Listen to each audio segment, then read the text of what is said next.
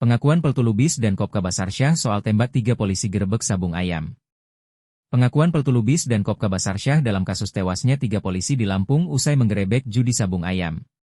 Kapolda Lampung Irjen Pol Helmi Santika membeberkan hasil pemeriksaan sementara terkait tewasnya 3 anggota kepolisian karena ditembak anggota TNI saat penggerebekan sabung ayam, pada Senin, 17 Maret 2025.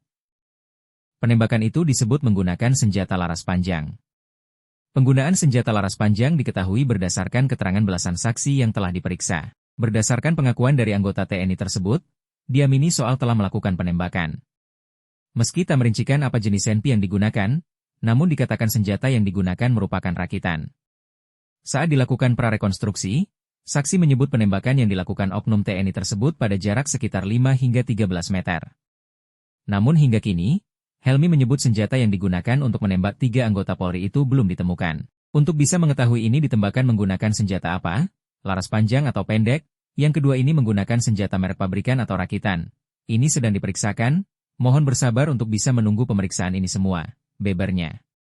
Sementara itu, Pangdam 2 Sriwijaya Maijen TNI Ujang Darwis menuturkan bahwa oknum TNI yang ditahan berstatus masih aktif. Yang bersangkutan ini menyerahkan diri pada saat setelah kejadian. Ini lagi kita dalami apa peran yang bersangkutan, katanya.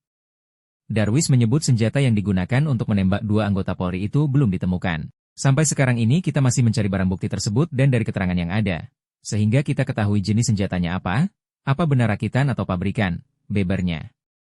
Sebelumnya, polisi menemukan 3 jenis selongsong di TKP. Berarti kan ada 3 jenis senjata di situ. Tapi senjata yang bagaimana, itu yang perlu kita cari bersama Polda Lampung, katanya. Namun, ia tak ingin gegabah menetapkan 2 oknum TNI itu sebagai tersangka. Pangdam Ujang Darwis menuturkan penetapan tersangka terhadap oknum TNI tersebut belum dilakukan lantaran masih kurangnya barang bukti.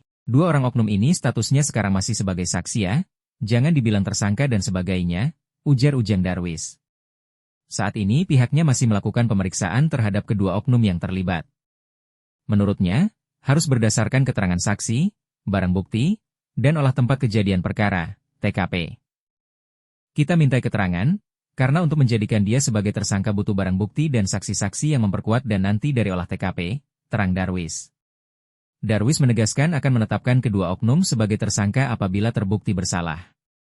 Harus dipahami dulu. Jadi itu berproses kalau memang terbukti kita tetapkan dan hukum kita tegakkan, ujar dia. Keduanya kini telah ditahan di Denpom Lampung.